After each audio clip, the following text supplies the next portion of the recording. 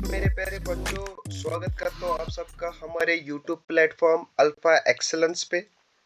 आज मैं लेके हूँ एक नया important and interesting chapter, cell cycle and cell division.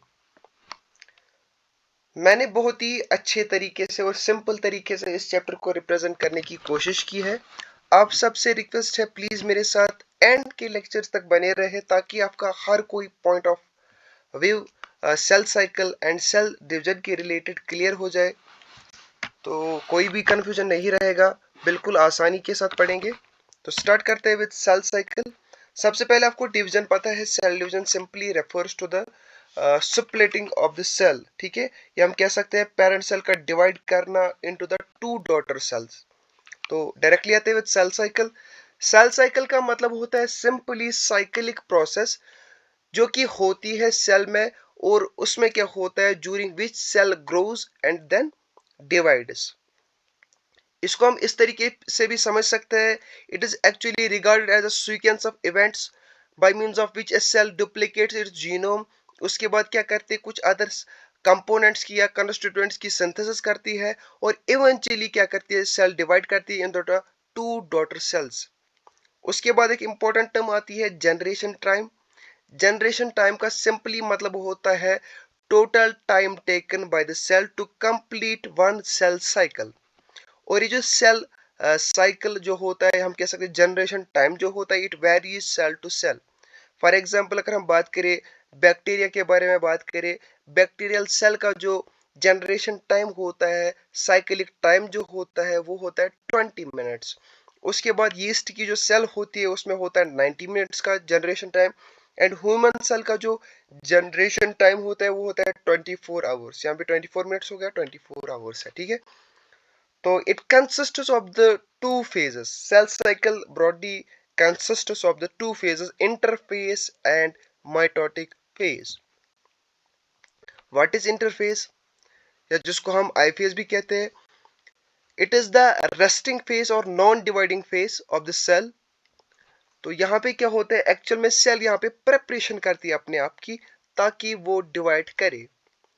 Almost जितना सारा सेल साइकिल में टाइम पीरियड आता है उसमें 95% ऑफ द टाइम यहाँ पे आई फेज ही ले जाता है।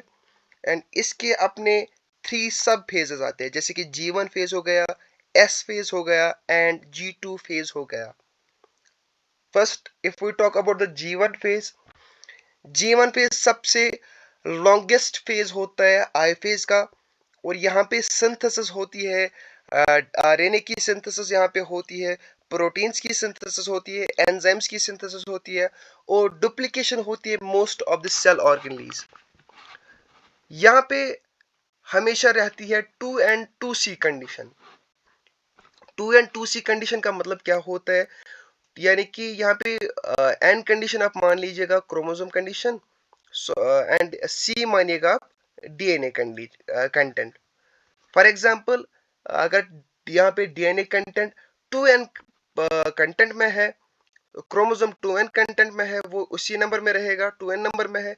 और यहाँ पे अगर क्रोमोसोम 2C कंटेंट में है तो यहाँ पे वही रहेगा, इसमें कोई चेंज नहीं आएगी। उसके बाद है सिंथेसिस फेज या एस फेज। ये एक ऐसा पीरियड होता है जहाँ पे डीएनए की रेप्लिकेशन होती है। यहाँ पे क्या होता है, डीएनए का जो अमाउंट होता है वो डबल होता है। अगर पहले 2C था वो 4C बन गया, लेकिन यहाँ पे क्रोमोसोम के नंबर में कोई चेंज नहीं आता। अगर वो पहले 2N था अब भी वो 2N ही रहेगा। उसके बाद है यहाँ पे एक इंपॉर्टेंट प्रोटीन की सिंथेसिस होती है जिसको हम कहते हैं हिस्टोन प्रोटीन। उसके बाद है G2 फेज। G2 फेज क्या होता है, इस G2 फेज को हम सेकंड गैप फेज भी कहते हैं, और इसको हम सेकंड ग्रोथ फेज भी कहते हैं, हम इसको पोस्ट सिंथेसिस फेज भी कहते हैं। यहाँ पे क्या होता है, यहाँ पे सारे उन इंपॉर्टेंट मटेरियल्स की सिंथेसिस होती है जिनकी रिक्वायरमेंट होती है एम फेज में। फॉर एग्जांपल हम बात कर ले ट्यूबुलिन प्रोटीन की, यहाँ पे सिंथेसिस होती है which is responsible for the formation of spindle fibres. यहाँ पे डुप्लीकेशन होती है माइटोकॉन्ड्रिया जैसे सेल ऑर्गेनली की, यहाँ पे क्लोरोप्लास्ट की डुप्लीकेशन होती है, एंड गोल्गी बॉडी की यहाँ पे डुप्लीकेशन होती है। उसके बाद क्या होता है, यहाँ पे डीएनए की सिंथेसिस जो होती है वो रुक जाती है, लेकिन आरएनए की सिंथेसिस कंटिन्यू रहती है।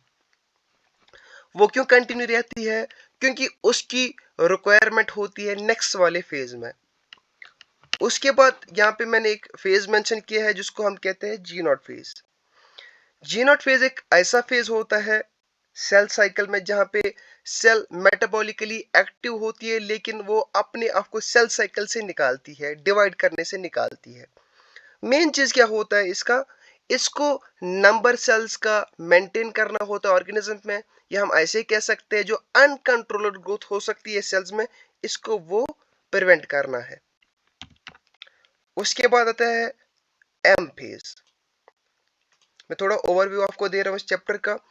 एम फेज क्या होता है? एम फेज को हम माइटोटिक फेज या डिवाइडिंग फेज भी कहते हैं।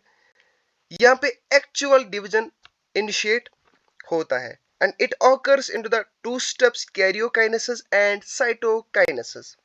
Karyokinesis and cytokinesis. क्या होता है karyokinesis? Karyokinesis का मतलब होता है न्यूक्लियस का डिवीजन होना, एंड उसके बाद यहाँ पे जो साइटोकाइनेसिस होता है, इसका मतलब होता है साइटोप्लाज्म का डिवीजन होना, and it is achieved in plants by the cell plate formation, while as in case of animal cell it is achieved by the furrow formation. और जो सेल को डिसीजन करना है कि अब उसको डिवाइड करना है या नहीं करना है, वो इसी फेज के एंड में वो कर लेती है, डिसाइड कर लेती है सेल। उसके बाद आता है माइटोसिस। एम फेज को हमें और डिटेल में पढ़ना है, बस हमने यहाँ पे थोड़ा ओवरव्यू दिया। माइटोसिस क्या होता है?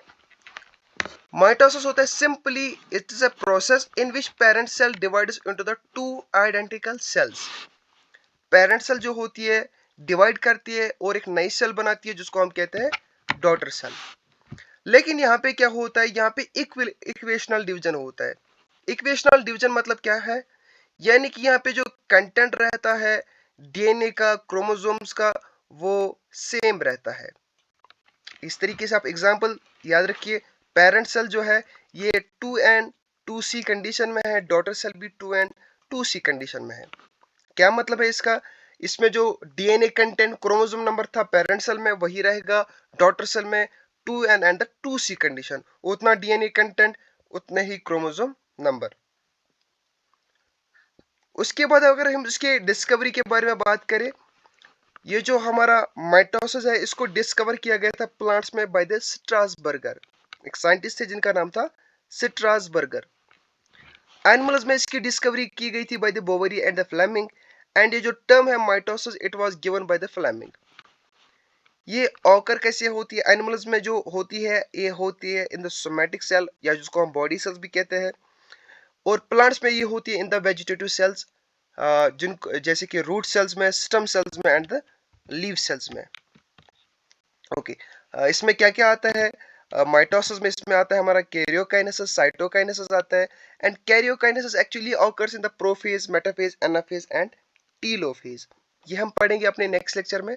होपफुली आपको ये सारा टॉपिक आज का समझ आया होगा। मैंने बहुत सिंपल तरीके से इसको रिप्रेजेंट किया आपके सामने, और अगर आपको किसी भी तरीके का कोई डाउट रहा होगा प्लीज मुझे कमेंट सेक्शन में जरूर बताइएगा। Thanks for watching our video. Thank you all and love you all.